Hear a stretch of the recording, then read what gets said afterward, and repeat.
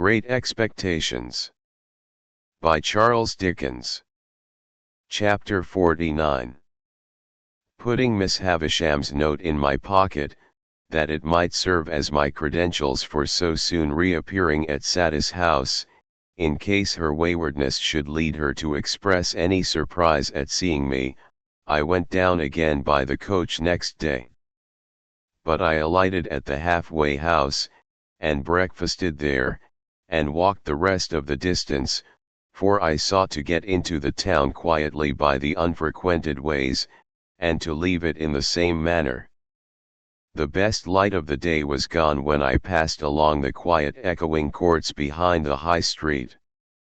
The nooks of ruin where the old monks had once had their refectories and gardens, and where the strong walls were now pressed into the service of humble sheds and stables, were almost as silent as the old monks in their graves. The cathedral chimes had at once a sadder and a more remote sound to me, as I hurried on avoiding observation, than they had ever had before, so, the swell of the old organ was borne to my ears like funeral music, and the rooks, as they hovered about the great tower and swung in the bare high trees of the priory garden, seemed to call to me that the place was changed, and that Estella was gone out of it forever. An elderly woman, whom I had seen before as one of the servants who lived in the supplementary house across the back courtyard, opened the gate. The lighted candle stood in the dark passage within, as of old, and I took it up and ascended the staircase alone. Miss Havisham was not in her own room, but was in the larger room across the landing. Looking in at the door, after knocking in vain, I saw her sitting on the hearth in a ragged chair, close before, and lost in the contemplation of, the ashy fire. Doing as I had often done, I went in, and stood touching the old chimney piece, where she could see me when she raised her eyes. There was an air of utter loneliness upon her, that would have moved me to pity though she had wilfully done me a deeper injury than I could charge her with.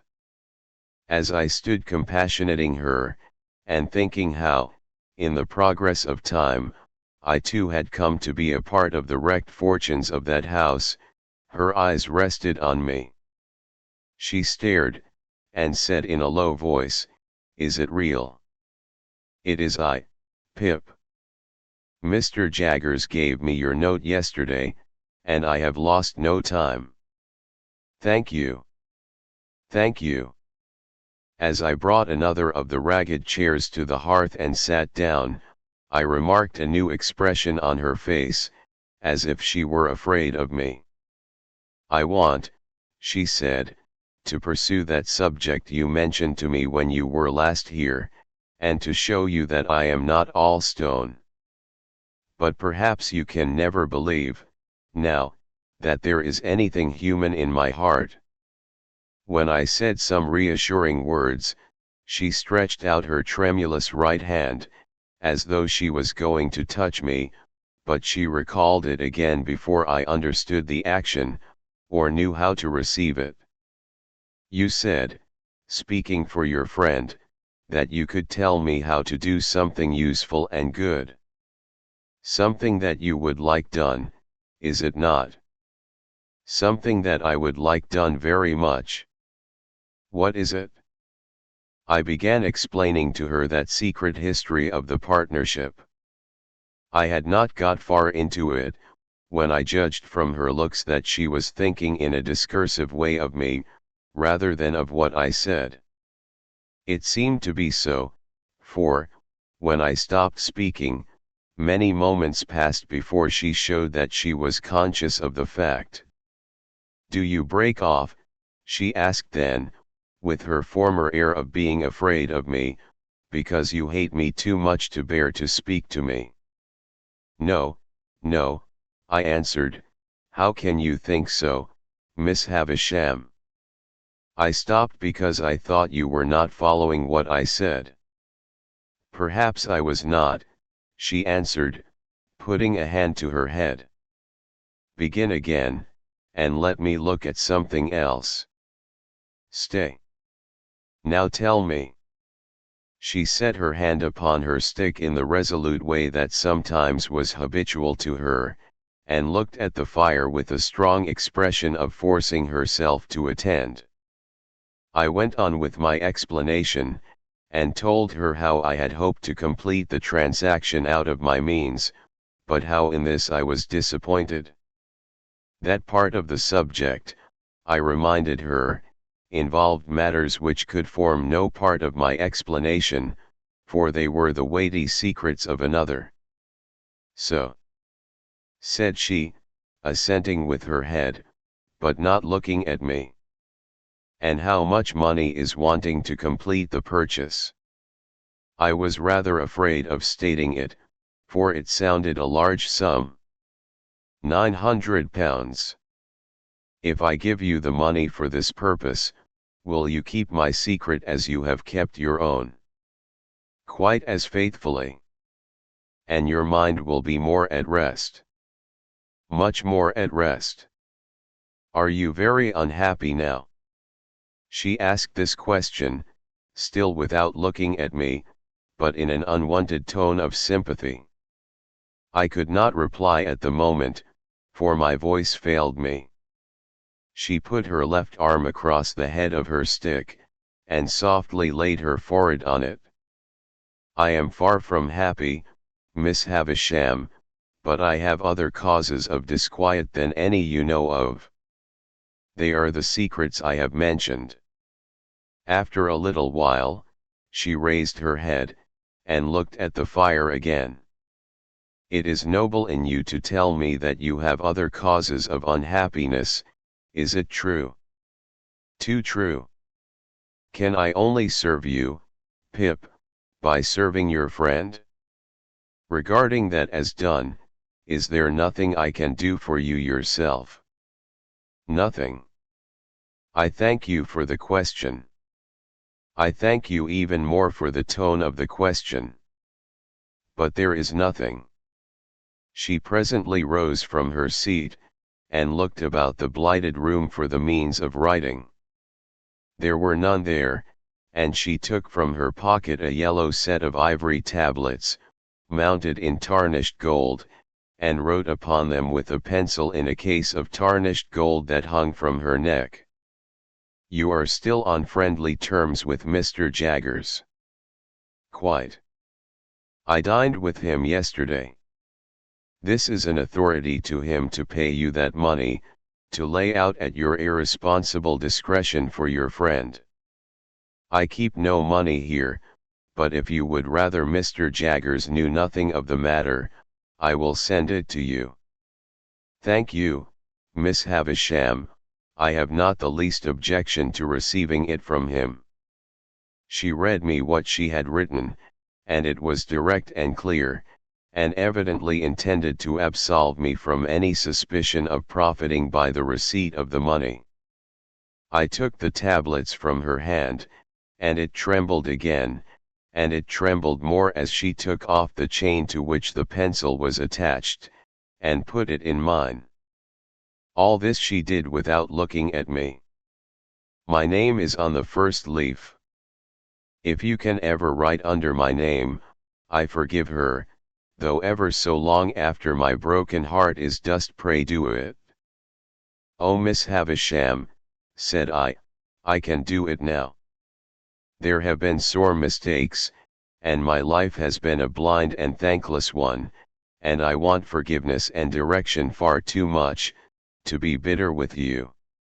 She turned her face to me for the first time since she had averted it, and, to my amazement, I may even add to my terror, dropped on her knees at my feet, with her folded hands raised to me in the manner in which, when her poor heart was young and fresh and whole, they must often have been raised to heaven from her mother's side. To see her with her white hair and her worn face kneeling at my feet gave me a shock through all my frame. I entreated her to rise, and got my arms about her to help her up, but she only pressed that hand of mine which was nearest to her grasp, and hung her head over it and wept.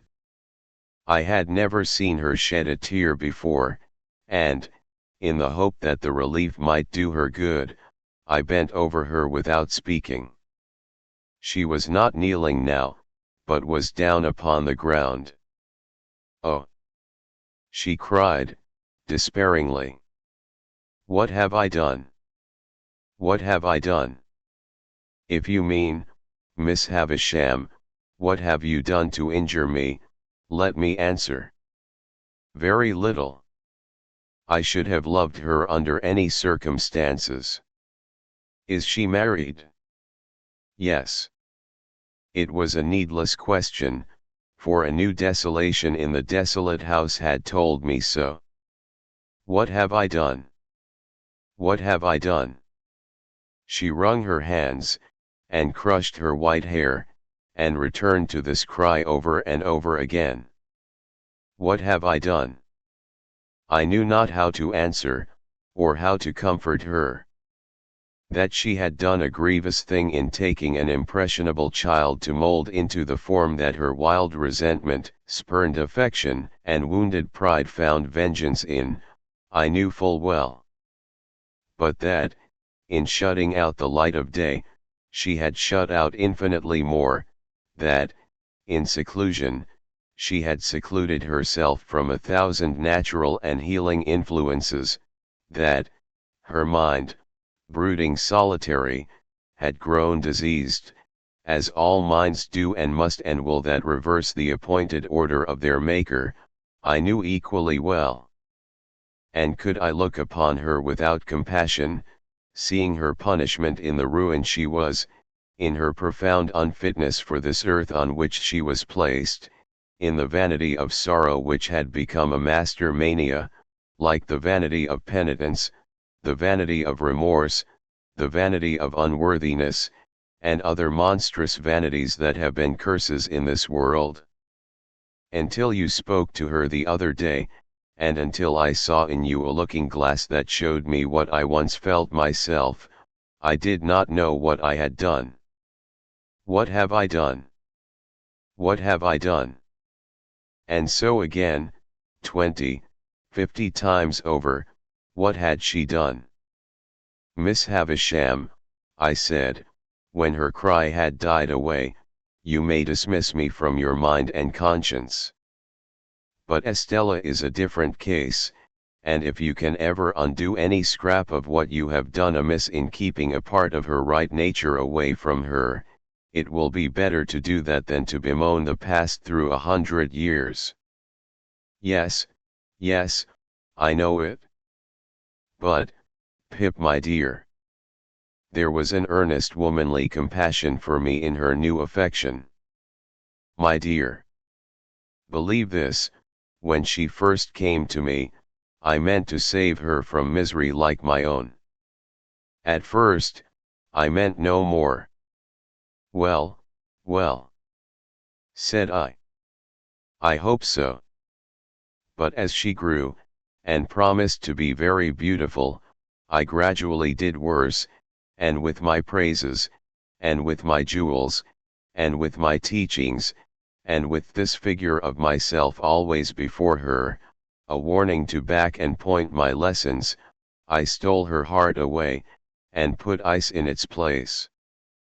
Better, I could not help saying, to have left her a natural heart, even to be bruised or broken. With that, Miss Havisham looked distractedly at me for a while, and then burst out again. What had she done? "If you knew all my story," she pleaded, "you would have some compassion for me and a better understanding of me." "Miss Havisham," I answered, as delicately as I could, "I believe I may say that I do know your story, and have known it ever since I first left this neighborhood. It has inspired me with great commiseration, and I hope I understand it and its influences. Does what has passed between us give me any excuse for asking you a question relative to Estella? Not as she is, but as she was when she first came here." She was seated on the ground, with her arms on the ragged chair, and her head leaning on them. She looked full at me when I said this, and replied, "Go on. Whose child was Estella?" She shook her head. "You don't know." She shook her head again. "But Mr. Jaggers brought her here, or sent her here." "Brought her here." "Will you tell me how that came about?"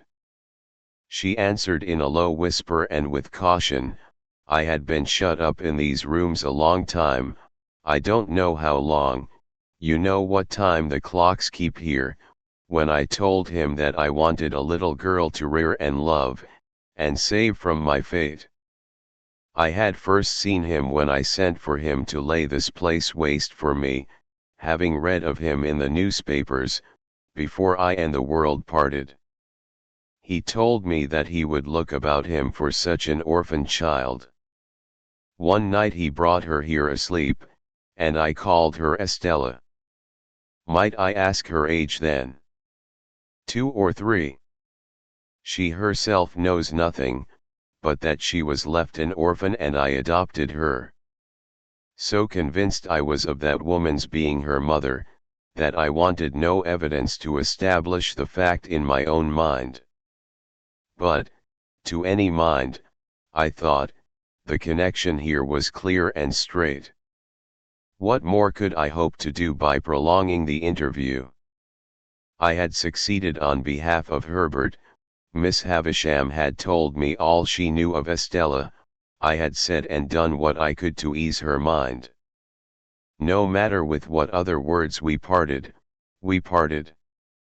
Twilight was closing in when I went downstairs into the natural air. I called to the woman who had opened the gate when I entered, that I would not trouble her just yet, but would walk round the place before leaving. For I had a presentiment that I should never be there again, and I felt that the dying light was suited to my last view of it. By the wilderness of casks that I had walked on long ago, and on which the rain of years had fallen since, rotting them in many places, and leaving miniature swamps and pools of water upon those that stood on end, I made my way to the ruined garden. I went all round it, round by the corner where Herbert and I had fought our battle, round by the paths where Estella and I had walked.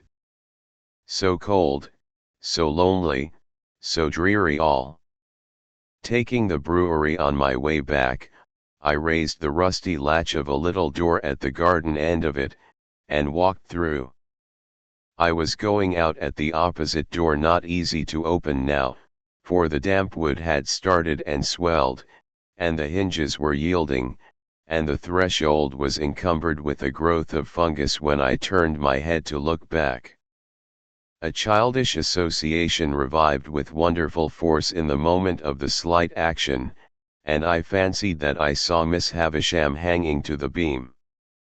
So strong was the impression, that I stood under the beam shuddering from head to foot before I knew it was a fancy, though to be sure I was there in an instant. The mournfulness of the place and time, and the great terror of this illusion, though it was but momentary, caused me to feel an indescribable awe as I came out between the open wooden gates where I had once wrung my hair after Estella had wrung my heart. Passing on into the front courtyard, I hesitated whether to call the woman to let me out at the locked gate of which she had the key, or first to go upstairs and assure myself that Miss Havisham was as safe and well as I had left her. I took the latter course and went up. I looked into the room where I had left her, and I saw her seated in the ragged chair upon the hearth close to the fire, with her back towards me. In the moment when I was withdrawing my head to go quietly away, I saw a great flaming light spring up.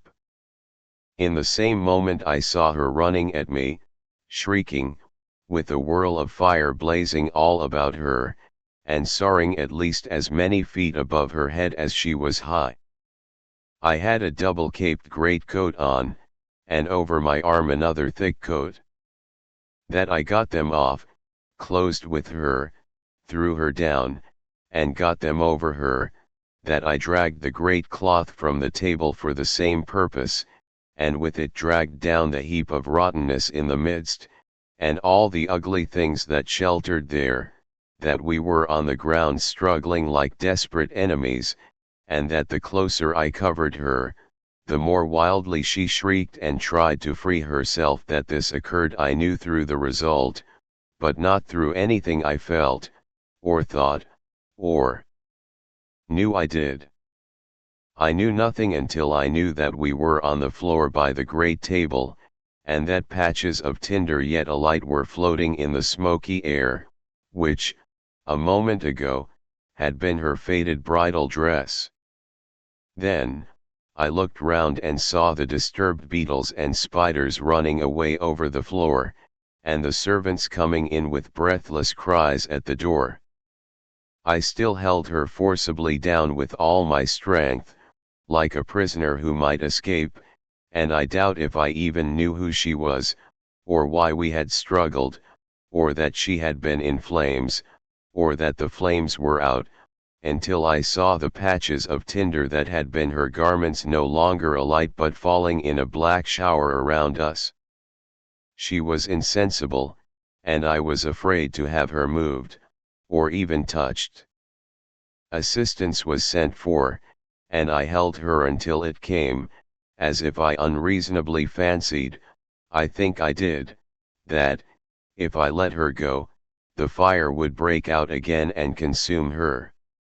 When I got up, on the surgeons coming to her with other aid, I was astonished to see that both my hands were burnt, for, I had no knowledge of it through the sense of feeling. On examination it was pronounced that she had received serious hurts, but that they of themselves were far from hopeless. The danger lay mainly in the nervous shock. By the surgeon's directions, her bed was carried into that room and laid upon the great table, which happened to be well suited to the dressing of her injuries. When I saw her again, an hour afterwards, she lay, indeed, where I had seen her strike her stick, and had heard her say that she would lie one day.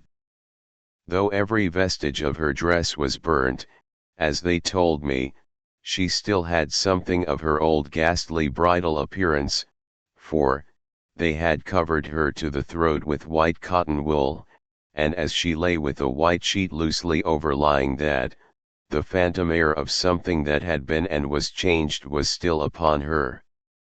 I found, on questioning the servants, that Estella was in Paris, and I got a promise from the surgeon that he would write to her by the next post. Miss Havisham's family I took upon myself, intending to communicate with Mr. Matthew Pocket only, and leave him to do as he liked about informing the rest. This I did next day, through Herbert, as soon as I returned to town. There was a stage, that evening, when she spoke collectedly of what had happened, though with a certain terrible vivacity. Towards midnight she began to wander in her speech, and after that it gradually set in that she said innumerable times in a low solemn voice, "What have I done?" And then, when she first came, I meant to save her from misery like mine. And then, take the pencil and write under my name, "I forgive her." She never changed the order of these 3 sentences, but she sometimes left out a word in one or other of them, never putting in another word, but always leaving a blank and going on to the next word. As I could do no service there, and as I had, nearer home, that pressing reason for anxiety and fear which even her wanderings could not drive out of my mind, I decided, in the course of the night, that I would return by the early morning coach, walking on a mile or so, and being taken up clear of the town. At about 6 o'clock of the morning, therefore, I leaned over her and touched her lips with mine, just as they said, not stopping for being touched, take the pencil and write under my name, I forgive her.